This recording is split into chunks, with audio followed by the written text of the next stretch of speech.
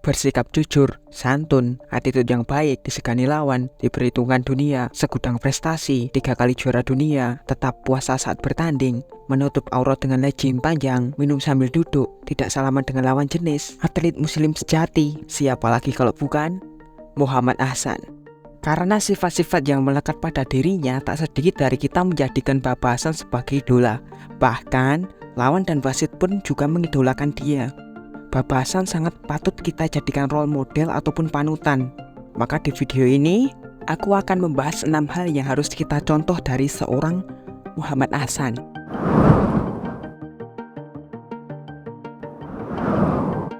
Tonton sampai habis video ini, karena di poin terakhir, aku akan membahas faktor utama yang membuat Bapak Ahsan bisa menjadi juara dunia. Poin pertama, fokus pada proses. Ketika menginginkan suatu hal, pertama kita harus menentukan tujuan yang realistis yang sesuai dengan kemampuan kita. Kemudian, kita harus berfokus pada proses. Tetapi fokus pada proses bukan berarti mengabaikan sebuah hasil. Seperti layaknya Bapak Ahsan, ketika ia mengikuti sebuah turnamen, ia juga menetapkan target yang harus ia raih. Tapi, Bapak Ahsan tidak fokus pada target tersebut, melainkan fokus pada apa yang bisa mengantarkan Bapak Ahsan ke target tersebut. Atau simpelnya, fokus pada pertandingan yang ada di depan mata. Karena dengan memenangkan pertandingan yang di depan mata, Bapak Ahsan bisa menuju ke target yang ingin ia raih. Hal ini sering dilakukan oleh Bapak Ahsan. Ia memilih tidak berekspektasi lebih dalam suatu turnamen dan memilih fokus pada pertandingan yang akan ia hadapi. Poin kedua, mental yang kuat.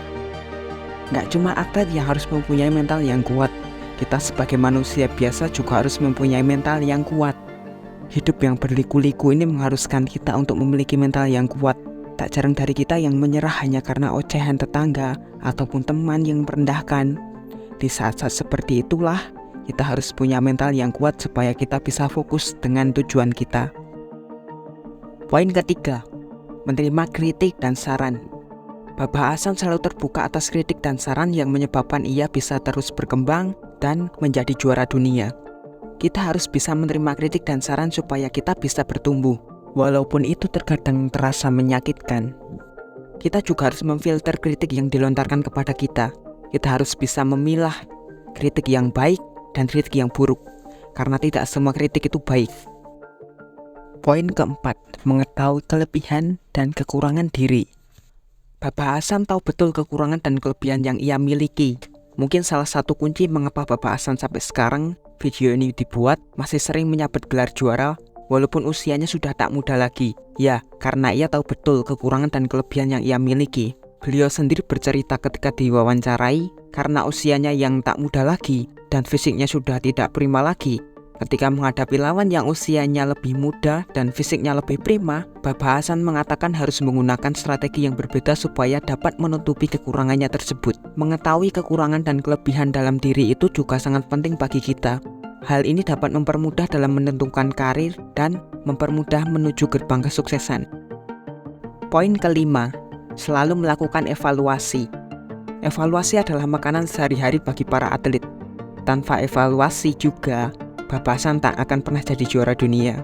Karena dari evaluasi itu, kita mengetahui apa kekurangan dan kelebihan kita. Dan kita mengetahui apa yang harus kita pertahankan dan yang harus kita benahi.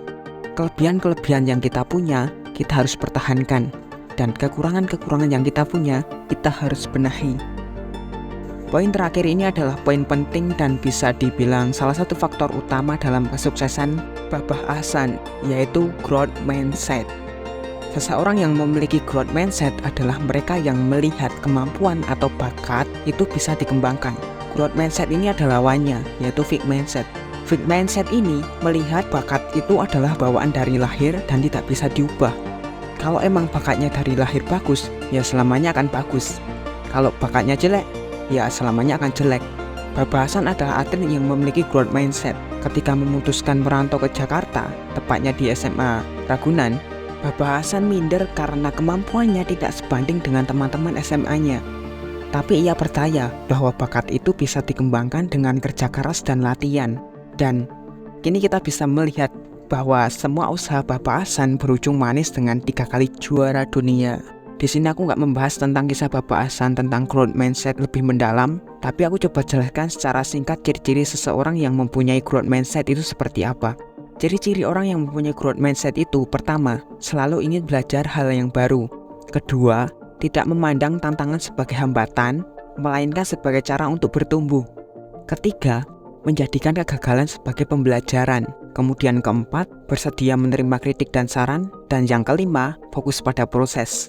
Mungkin video ini cukup sampai di sini saja. Dan aku pengen tahu apa yang menyebabkan teman-teman ngefans sama Bapak Hasan. Teman-teman bisa tulis di kolom komentar.